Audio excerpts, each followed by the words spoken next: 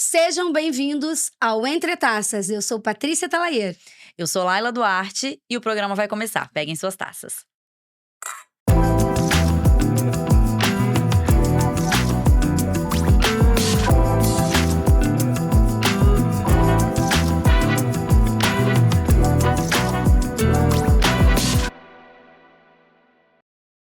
No programa de hoje, vamos falar sobre menopausa, seus impactos. Iremos responder perguntas dos telespectadores e do pessoal do Instagram. Fique conosco que o programa está imperdível. Doutora Laila, antes de começarmos a responder as perguntas dos telespectadores, explica um pouquinho para quem está ouvindo, porque a gente fala de menopausa de uma maneira muito genérica e muitas pessoas têm dúvidas. A gente tem um climatério nesse meio aí, que são as fases da menopausa. A gente tem uma perimenopausa, a gente tem uma pós-menopausa. Explica pra gente o que é tudo isso, pra gente se colocar, né, quem tá aí sentindo já alguns sintomas, entender onde pode estar, porque eu já tô nessa fase aí, tô um pouco perdida. Realmente dá pra confundir. São algumas fases que rondam ali esse período da menopausa. Menopausa é o nome da nossa última menstruação. E a gente só consegue dizer que você teve a sua última menstruação após 1 ano sem menstruar. Então, enquanto a gente não consegue nomear essa menopausa, existem algumas outras coisas que vão mostrando pra gente que você pode estar próximo de realmente passar por essa menopausa, essa última menstruação.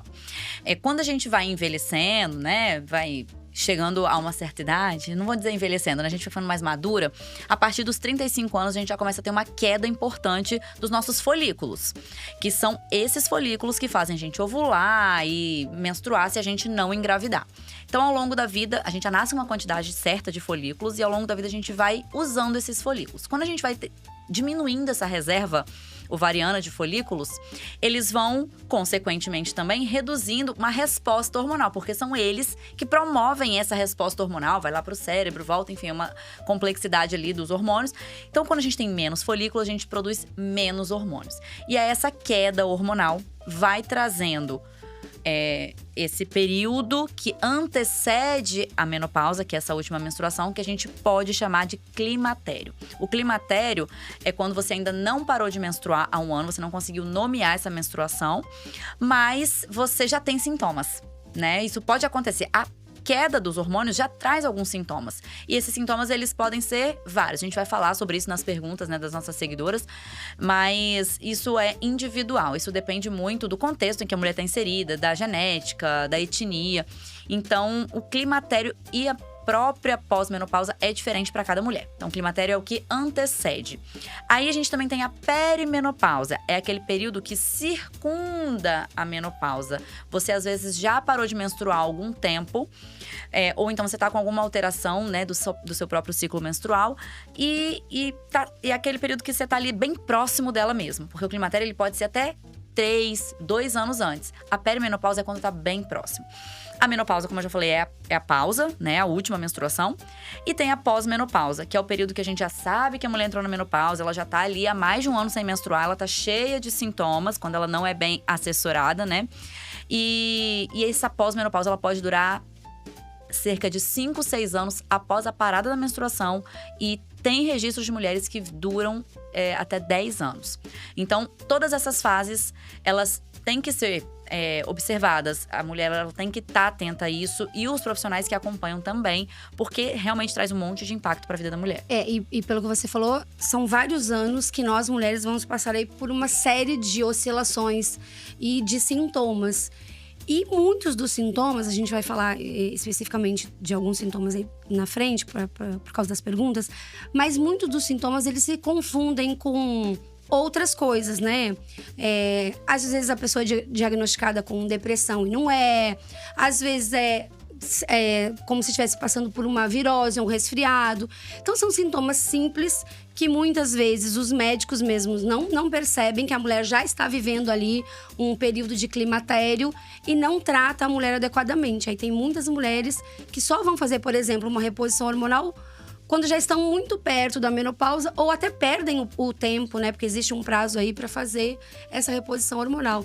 Então, acho que a informação, gente, sobre a menopausa é uma coisa que se fala muito pouco e a gente só começa a falar quando a gente mesmo descobre que a gente já está vivendo, que é o meu caso. E eu achei que eu nunca ia passar por isso, de ter sintomas, e estou vivendo. Eu tava botando tudo a conta, né, em da vivência, né, do dia a dia, do cotidiano, em doenças. É como você falou mesmo. Como eu falei também, as mulheres… Cada mulher vai ter é individual, né? Depende do contexto, depende do que ela vive. E às vezes a gente vive numa correria tão grande e a mulher tá tão acostumada, infelizmente, a ser impactada pela TPM, pela própria menstruação, pelos estresses da vida, pela maternidade, pelo pós-parto, que tudo pra gente acaba passando pelo normal, né? E aí a mulher, ela vai sentindo essas diferenças ali nesse período e realmente ela vai colocando na conta disso. Eu devo estar estressada, são meus filhos que estão… me deixando mais sobrecarregada, um casamento às vezes que não tá certo, uma pressão no trabalho. E a gente vai botando na conta disso daí. E só mesmo quem tá vivendo consegue passar por esse período e entender que realmente parece que ela se deslocou da sua personalidade que ela já estava acostumada. E hoje, a mulher, né, o ser humano, ele vive muito tempo. Então, antigamente as mulheres morriam ali próximo do período da menopausa. Então, ninguém vivia essa loucura que era. E hoje, então, a mulher vive, às vezes, mais tempo no pós-menopausa do que o que ela viveu antes da menopausa. E demora para ela entender que esse é o novo ela, né? Claro que a gente consegue melhorar sempre, mas é difícil, não é fácil não. A gente fala não só de sintomas físicos, mas a gente tá falando principalmente de questões emocionais, e relacionais e sociais. Porque as pessoas que estão à nossa volta às vezes não entendem. Não. Você sempre fazia tudo, tava tudo sempre muito bem, sempre disposta. De repente você tem oscilações de humor, de repente você não tem mais ânimo para fazer determinadas coisas. Na parte íntima, lubrificação que não fica ok, a libido cai muito. Então são uma série de coisas que vão impactando e a gente vai falar delas agorinha. Mas antes eu preciso falar do nosso terceiro elemento, né, que é o nosso vinho de hoje. O vinho de hoje ele foi escolhido para representar este momento, né? Que é um momento, assim, crucial na vida da mulher. Então, é um chileno, é um blend, é um chileno mais encorpado. Porque o assunto hoje pede, né? Uma coisa mais forte. Então, o nosso vinho de hoje… É ideal para aquele dia, né, amiga? Que você chega em casa estressada, que todo mundo falou assim, o que tá acontecendo? Só pode estar na menopausa. É isso aí. Aí você senta e fala… Tô na menopausa, vou tomar meu vinho, eu mereço. Vou fazer minha vinhoterapia agora, né? Esse vinho é pra esse momento. Então vamos agora às perguntas. Recebemos várias. Muitas perguntas aqui. Eu já li as perguntas, obviamente, mas eu vou escolhendo aqui o que eu acho que vai se encaixando no momento, tá? Bom, aqui já tem a Raquel que perguntou: tem idade certa pra entrar na menopausa? Bom, não tem uma idade certa, tá? O climatério, como eu falei, como ele antecede, ele pode iniciar ali até a partir dos 40. Mas, normalmente, a menopausa, que é essa última menstruação, ela ocorre entre 45 e 55 anos. Isso é o período normal, é o período que a maioria das mulheres entra na menopausa. Mas se não estiver fazendo reposição hormonal, se não estiver usando alguma coisa assim. Se estiver usando o anticoncepcional, isso muda. Isso numa mulher que tá livre de hormônios. Mas mesmo assim, ela pode apresentar sintomas, se ela estiver usando o meu caso, eu tenho DIU, né? O DIU Mirena, DIU hormonal. Doutora Laila que me recomendou. E estou sentindo alguns sintomas já.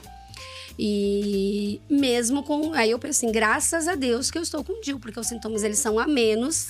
Mas já atrapalham bastante, assim, o dia a dia, né? Exatamente. A gente já percebe uma queda aí de disposição e…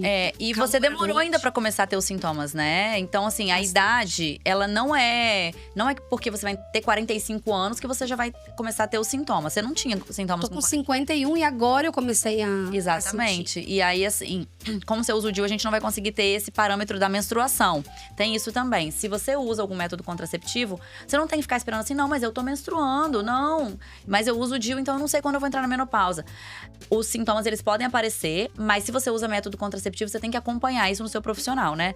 Então, respondendo a pergunta da Raquel, não tem uma idade certa, mas normalmente ocorre entre 45 e 55 anos, né? Perfeito. Vamos ver se a gente tem alguma outra pergunta aqui. sintomas. Alguém perguntou aí sobre os sintomas? Perguntou. Deixa eu achar. Eu li que os sintomas… Gente, eu tô chocada. Eu li que eram 75 sintomas que nós temos aí quando estamos entrando na menopausa. Só que já me atualizaram, inclusive a gente vai ter um podcast com uma nutróloga, que são 103 agora. Até 103 sintomas. Algumas mulheres, elas podem ter de 0 sintomas. Eu acho muito difícil. Eu acho que a mulher que não sente nada, ela talvez seja uma mulher que não se observa, né? Porque com esse tanto de sintoma e com uma baixa hormonal tão importante, é muito difícil a mulher não sentir nada. É porque a gente sempre fica pensando que é fogacho, é calorão. A gente só pensa nessa parte, né? Que estou na menopausa quando eu sinto calorão, ou com os famosos fogachos, mas não é. Queda de cabelo é sintoma, dor de cabeça constante é sintoma. Queda na libido, ressecamento vaginal, todos são sintomas. Se a gente começa a observar, né, a gente vai entendendo que a gente, de repente, já está passando por uma situação aí de climatério ou menopausa e vai atribuindo esses sintomas a outras coisas, até mesmo depressão, né? Assim, não é depressão, mas é… Não, mas ele pode trazer sintomas depressivos, né? Não é depressão, triste, doença. Nada… Pode acontecer, não é depressão, doença, mas são sintomas depressivos, né? A Ludmilla perguntou aqui, ó. Fala sobre perimenopausa. Quando começa sintomas? A perimenopausa, como eu falei, né? É aquele período que ronda ali próximo da menopausa mesmo, da última menstruação. Quais são os sintomas? Como a gente falou, né? Existem mais de 100 sintomas que estão associados à menopausa. Mas a gente vai falar dos mais comuns, tá? O que mais acontece pela baixa hormonal. E o hormônio que mais impacta na baixa, claro que a progesterona também é um hormônio muito importante nessa fase, mas o estrogênio é o hormônio que mais impacta nas alterações ali e que traz mais sintomas, né? Então, o mais comum é o fogacho. O que é um fogacho? É um calorão, não é sentir calor, é um calor diferente. É um calor que normalmente está aqui na parte superior. Ele também traz uma vermelhidão, normalmente, né? Uma hiperemia aqui do rosto. Um suor, uma sudorese que você não consegue controlar. Você pode estar na frente do ar-condicionado, que provavelmente esse suor ele vai acontecer. E é uma onda, são ondas de calor os fogachos. Então ela vem e daqui a pouco ela vai embora.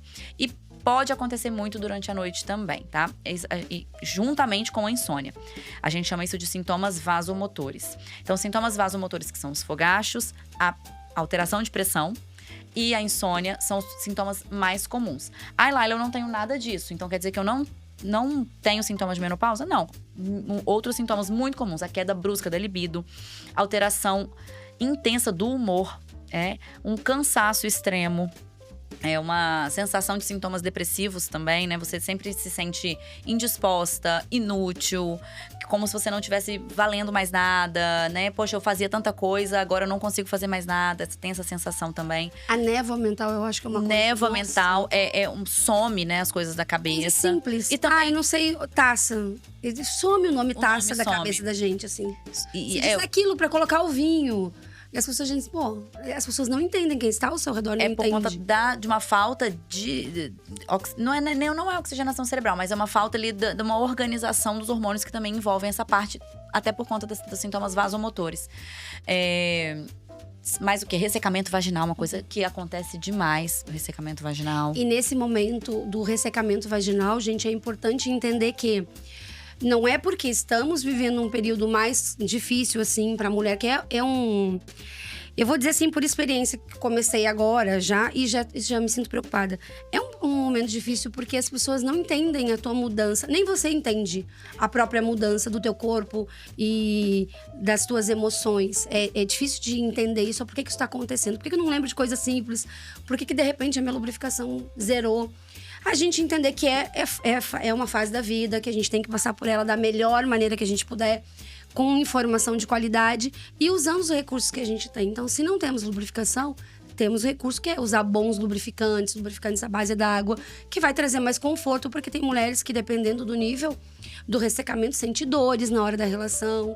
Traz lesão, às vezes. Fazem lesões, Então, assim, o importante, fundamental, é termos a informação e usarmos os recursos disponíveis. Sem Então, vergonha, sem né? vergonha. Porque a mulher, às vezes, passa uma vida inteira com uma boa lubrificação. Nunca tive problema de lubrificação, nunca tive problema de libido. Ai, agora eu vou passar a usar óleo, lubrificante. Gente, tá aí pra isso, né? Porque aquele sentimento de parece que eu não sou tão mulher, né? Tem. Que as mulheres têm isso, a gente tem isso, né? Mas é ok, a gente tem que passar por isso e tem que entender que se vamos passar e não tem a opção de não passar, ela não é muito boa, né? A outra opção é né? pior. É péssima, então eu prefiro passar. Vamos passar com qualidade, né? Usando aí quem pode fazer reposição hormonal, usando lubrificante. Porque é interessante você falar isso, porque nem todo mundo pode fazer reposição. A grande maioria pode. Mas a pessoa que não pode, a mulher que não pode fazer a reposição hormonal, ela tem que abrir mão, né, disso. E o que impediria uma pessoa aí, fazendo uma pergunta agora, é o que eu vou fazer. O que define o uso ou não de reposição hormonal para uma mulher que está entrando no climatério, por exemplo? O que vai dizer se ela pode ou não fazer uso de reposição? Primeiro é o desejo da mulher. Porque existem boatos, né, de que a reposição hormonal ela pode aumentar a sua chance de ter câncer de mama, por exemplo, outros tipos de câncer. Então, as mulheres ficam muito amedrontadas com essa informação. Mas os estudos vêm mostrando que sim, ele pode ter um mínimo aumento de chance de ter um câncer de mama. Mas é muito menor, por exemplo, do que o do cigarro. É muito menor, por exemplo, do que o do sobrepeso. Uma mulher que está com sobrepeso, uma mulher que fuma, ela tem mais chance de adquirir ou evoluir para um câncer de mama do que uma mulher que faz uma reposição hormonal. Até o próprio anticoncepcional pode fazer isso, mas um mínimo. Então, essas informações a gente tem que passar para a mulher. E a mulher, ela tem o poder da decisão. Eu quero passar por essa fase com uma melhor qualidade de vida, mesmo sabendo que existe essa mínima chance, ou não, eu não quero fazer. Agora, o que a gente não indica mesmo, que a gente fala não faria pra você, é uma mulher que já teve o câncer de mama. Então, essa mulher ela não pode fazer reposição hormonal. Só câncer de mama ou qualquer tipo de câncer? Depende, alguns tipos de câncer, mas o câncer de mama principalmente, tá? Agora, cânceres ginecológicos, por exemplo, câncer de ovário, outros cânceres, assim, que a gente tem que avaliar, né, individualmente. Mas a mulher que tem um histórico de câncer de mama ou que tem parentes de primeiro grau, por exemplo, a mãe teve câncer de mama, a irmã teve câncer de mama, ainda assim, eu tenho pacientes que fazem por escolha, sabendo, né, dessa escolha. Mas a gente, às vezes, contraindica nesses casos, tá? E tem algumas outras contraindicações, outros tipos de doença, pessoas que já fizeram transplante, imunossuprimidas, e a gente tem que avaliar individualmente essa mulher. Mas a grande maioria das mulheres pode fazer. O que impede muitas mulheres de fazer hoje é esse medo do câncer. Mas a gente tem que desmistificar isso. Em algum momento da história, já existiram estudos que mostraram que aumenta essa chance de câncer de mama e que isso era muito importante, mas a gente sabe que essa chance é mínima, é ínfima. E aí, então, depende muito da escolha da mulher. E levando em consideração a pessoa que não pode fazer uma reposição hormonal porque, de repente, teve câncer de mama, qual outra alternativa? O que a gente teria na medicina aí que pudesse ajudar essa mulher a passar por esse período com menos sofrimento, com menos angústia, né? Teria alguma outra alternativa? Tem outras opções de medicamento. Inclusive, assim, são medicações que né, essa é a minha conduta. Às vezes eu inicio na mulher que, por exemplo, não me trouxe uma mamografia, não conhece a sua história familiar. Então, eu inicio com algumas medicações. São medicações que amenizam sintomas vasomotores. Aí a gente tem que ser direcionado pelos sintomas que a paciente mais queixa. Ah, doutora, eu tenho mais fogacho. Então, a gente vai pensar num medicamento, por exemplo, paroxetina, né? Não é legal ficar falando porque... mas precisa de receita pra isso, então não tem problema não. Então, assim, algumas medicações que vão melhorar sintomas vasomotores. Ah, eu tenho mais ressecamento íntimo. Aí a gente pensa num laser íntimo, né? Pra mulher que já fez tratamento de câncer. Um hidratante íntimo bem legal, bem interessante. Uso de lubrificantes nas relações. Ah, não, meu problema não é esse. Meu problema é libido. Acabou minha libido, acabou minha autoestima. Aí a gente pode usar medicamentos como bupropiona, que também ajudam nessa questão da libido. Então, a gente tem que ser direcionado ali através dos sintomas. Mas tem tem uma gama de medicações que reduzem os sintomas vasomotores. E também tem as suplementações, né? Medicamentos naturais que a gente pode fazer com plantas medicinais. Uma vida saudável, né? Atividade física, tudo isso já prepara o organismo para viver uma menopausa mais tranquila. Mas eu tenho segurança de dizer que só isso é pouco. Mas já ajuda bastante, tá? que mais que a gente tem? Vamos ver. Pergunto como muda a menstruação quando o climatério chegar. A gente falou, né, que o climatério é aquela fase anterior à menopausa e isso pode sim mudar o ciclo menstrual. Algumas mulheres passam a espaçar as menstruações, né? Menstruou hoje, 2 meses depois menstrua, menstruei 2 vezes no ano. E outras mulheres podem ter uma menstruação mais frequente. Tem mulheres que começam a menstruar de 20 em 20 dias. Tem mulheres que começam a menstruar de 15 em 15 dias. Até a quantidade de dias pode alterar, né? Pode alterar. Eu menstruava normalmente 3 dias, aí passei a menstruar 7 dias. Ou então, nossa, antes eu menstruava 7 dias, agora eu menstruo 1 dia. Então, isso também pode se alterar. A alteração do fluxo menstrual também é um sintoma, é um sinal, na verdade, né? De climatério e menopausa. Vamos ver se tem mais alguma outra questão interessante aqui. Idade certa a gente já falou. Exames hormonais estão ok, mas tenho vários sintomas. Estou na menopausa? Isso é muito interessante, né? Porque às vezes a mulher vai no médico, pede, né, a pessoa que acompanha ela, o médico que acompanha essa paciente, pede os exames, chega lá e fala, não tem nada, tá normal. E a mulher sentindo tudo. Até porque se tu faz uso de anticoncepcional, qualquer coisa, isso vai te manter até ok nos teus exames, só que você já tá sentindo um monte de efeito que o teu exame ele não diz, mas que você já tá sentindo. E se o médico ele não prestar atenção no que você sente, só olhar o exame, você vai passar. A gente não trata exame, né? A gente trata paciente. Então, por mais que os exames estejam… O exame ele é mais uma coisa que a gente tem na consulta para poder analisar essa paciente. Então, assim, a gente presta mais atenção nos exames se eles estiverem alterados para tratar medicamentosamente. Mas se a paciente está queixando muito disso, a gente não pode deixar isso passar, né? Eu não vou deixar a queixa da minha paciente para lá e falar, seus exames estão todos ok. Então, isso acontece muito, porque é um fato, os folículos estão reduzindo. Né? A quantidade de folículos estão reduzindo. É um outro fato, a mulher está entrando numa idade. E aí, isso vai trazer alguma repercussão. Então, mesmo que os exames estejam normais, a gente precisa tratar os sintomas dela. Então, a gente vai ser direcionado pelos sintomas. Mesmo que os exames estejam normais, a gente pode iniciar a reposição hormonal, dependendo de como essa paciente se comporta. E dependendo da queixa dessa paciente. Então, é isso. Mesmo que os exames sejam normais, a gente pode sim estar no climatério. Então, assim, o que a gente indica para uma pessoa que foi ao médico, que os exames estão ok, mas que ela sente vários sintomas. E a gente se conhece muito, né? Quando a gente se observa, a gente sabe quando tem uma coisa muito diferente na gente. O que você recomenda? Falar mesmo pro médico ou procurar uma segunda opinião? Ou dizer assim, olha, o meu exame tá ok, mas eu não estou me sentindo ok? Porque às vezes a pessoa não consegue, né? O médico falou, ele estudou para isso, a gente acaba indo para casa insatisfeita com a resposta, mas não faz mais nada e continua lá sentindo e passando pelos apertos aí dos sintomas sem nenhum tratamento, sem nenhum acompanhamento. Por isso que eu sempre digo, conhecimento, ele é a melhor coisa, né? O autoconhecimento principalmente. Você sabe que você não tá bem, você sabe que tem alguma coisa alterada ali. Então, quando isso acontece, a gente tem algumas opções. Ou se você tem uma conexão muito grande com esse profissional que tá te acompanhando, você fala, não, doutor, eu sinceramente, eu queria melhorar isso. Agora, se não for possível, eu acho super interessante procurar uma segunda opinião, né? Ou procurar uma pessoa especializada naquilo, né? Menopausa, existem esses profissionais que… Ou você realmente troca, né? Não tem jeito, você tem que se ouvir. O mais importante é entender o seu corpo, não se dar por satisfeita. Eu acho que não dá pra você falar assim, meus exames estão normais e passar batido. Eu acho que tem que… E cada um tem aí o seu momento, a gente não pode…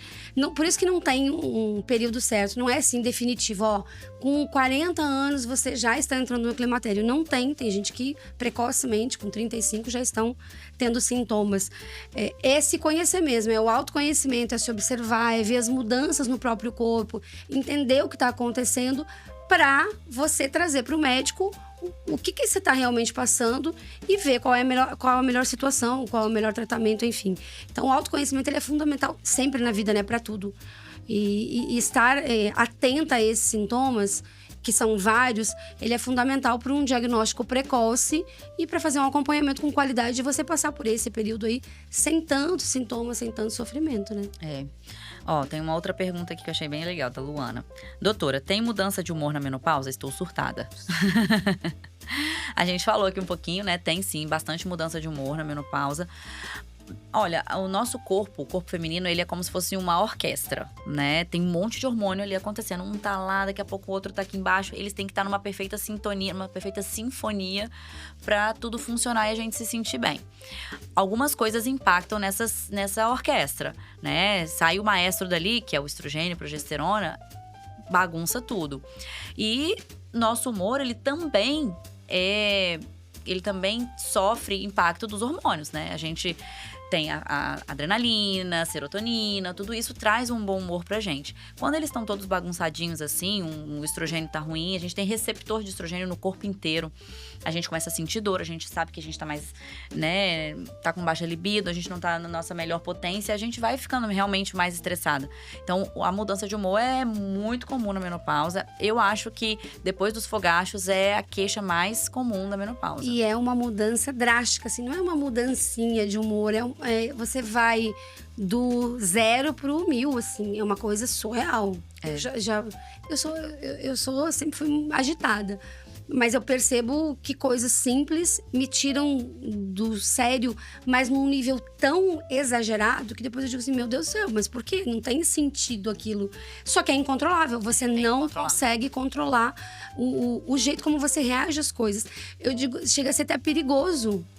Porque você fica com tanta ira, às vezes, que é incontrolável mesmo. Você pode fazer uma besteira. Sim. E as pessoas não entendem. Na verdade, a gente mesmo não entende, né? É difícil da gente entender, só que… Imagina os outros. Aí você começa a ser taxada na família, na roda de amigos. Como, nossa, tá desequilibrada, Isso, nossa. O pior da menopausa, eu acho que é o estereótipo, né? Você fica… Da mulher inútil, porque ela não pode mais reproduzir. Da mulher louca. Da mulher estressada, da mulher calorenta. Então, o pior é isso, porque você realmente tá nessa fase, você realmente tá alterada. E as pessoas ainda falam assim, é só a menopausa, ela deve estar na menopausa. E então, assim, você passa a acreditar no que as pessoas também estão dizendo sobre você.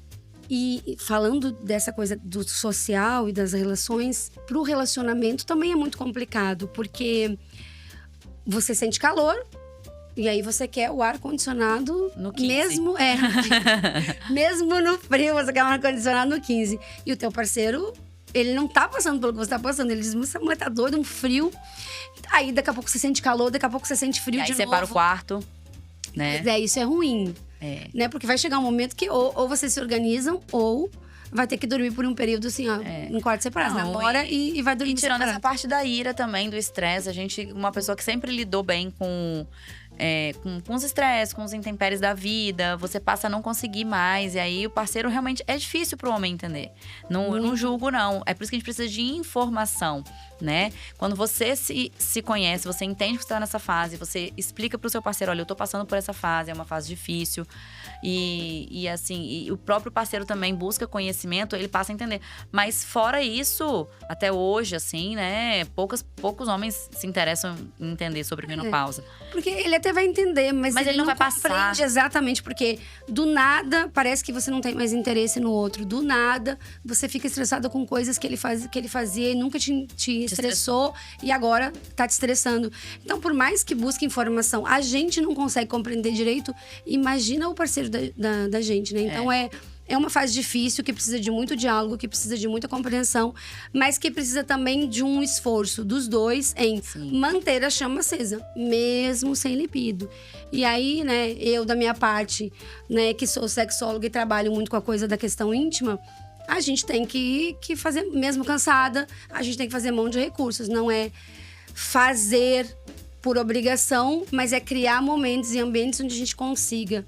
Às vezes não vai ser maravilhoso, às vezes não vai ser do jeito que era, mas a gente vai encontrando de novo um jeito de se relacionar com o parceiro de forma positiva, de forma saudável, sem deixar o amor morrer por conta de um período, porque é um período que todo mundo vai passar e vai passar esse período, né? Porque ele tem um prazo de início, de meio e de fim.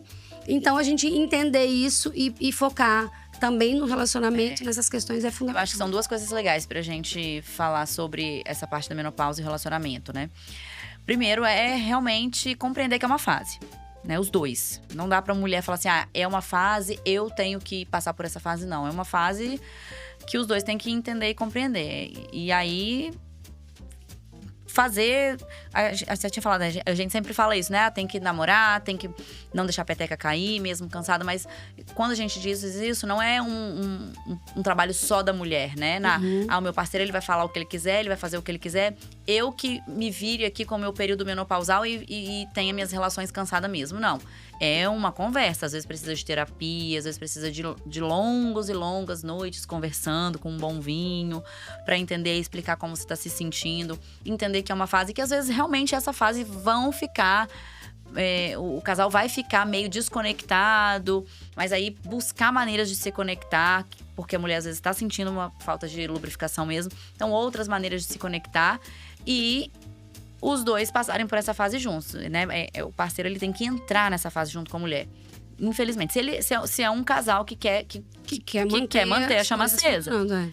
Não é um problema só da mulher. Eu acho que é uma coisa bacana, assim. Tem que voltar muito pra questão da preliminar. Eu acho que é voltar lá pro início de namoro, né? Pro início do relacionamento. Então, quanto mais toque, quanto mais tempo junto, contato físico mesmo. Porque daí nós não estamos falando só de uma relação íntima, de uma penetração e tal. Nós estamos falando de uma relação que vai ter que ser prazerosa e vai ter que ser construída. Então, o toque é fundamental, a massagem, o apoio, o acolhimento, o assistir filme, o tomar um vinho, né? O namorar, que não necessariamente precisa acabar em sexo, mas isso ajuda muito a mulher e o casal a continuar a conexão, mesmo com todos esses sintomas aí, essas diferenças e essas mudanças. Eu atendo muitas mulheres na menopausa e elas costumam muito dizer o seguinte: doutora, eu tô fugindo do meu marido igual o diabo foge da cruz. E aí, não sei se é a melhor opção, né? A melhor opção é realmente agora ficar mais conectado. Porque elas imaginam o seguinte: se eu chegar e pedir uma massagem, se eu chegar e pedir pra assistir um filme, tomar um vinho, ele vai entender que tem que ter o sexo no final. E aí, é onde entra a conversa, né? A mulher tem que ter esse papel também de falar assim: olha, não, eu preciso ter essa conversa difícil com ele. Aí eu sei que é difícil pro parceiro entender, mas essa conexão, ela pode acontecer se a gente der de cara com o problema, não fugir dele, né? Isso aí.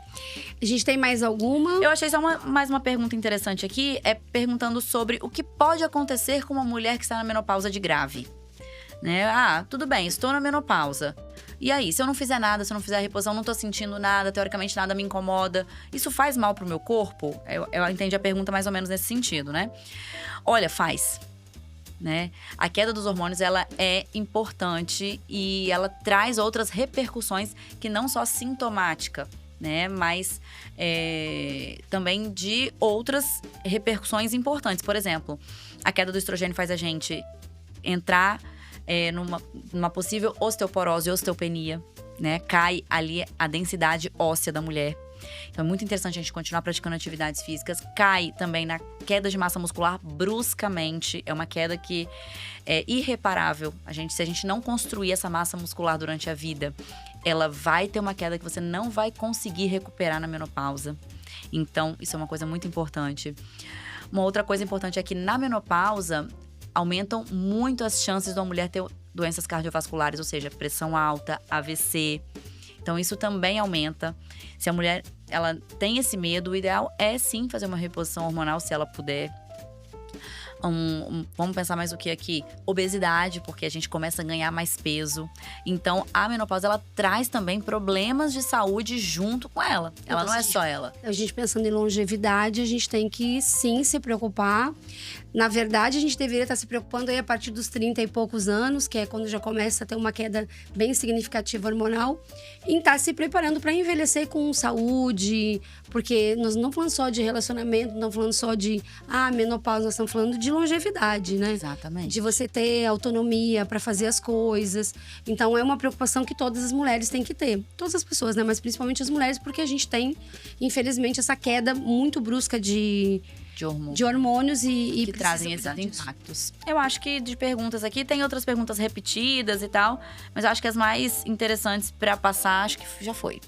Mas nós vamos continuar falando desse tema, porque esse tema é um tema polêmico, interessante, que tem muita dúvida ainda. Acho que é um tema que a gente tem que falar muito sobre isso, discutir, falar mais vezes. E vamos continuar falando sobre esse tema aqui nos comentários. Então, quem ficou com dúvida, quer fazer alguma pergunta, deixa aqui embaixo que no próximo programa a gente responde. Pode ir nas redes sociais da doutora Laila, na minha também, fazer as perguntas que a gente vai estar aqui para sanar todas que a gente puder. E nos encontramos em breve no próximo episódio.